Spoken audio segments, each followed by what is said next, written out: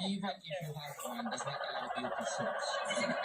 Journalists covering the story like that. They are also being harassed by KOGC members. Intimidation, threat. Totoo yun.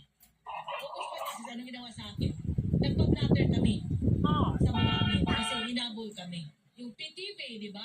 Yung program niyo, pinagtatapunan. Yung program namin, binagsakan ng lamesa. Ikaw ako, hinabol. Journalists appeal to the religious group to ensure their safety.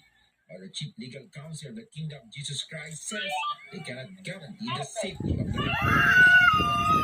Please. That's not exactly KOJC. The thing is, some media outfits need to get our side also.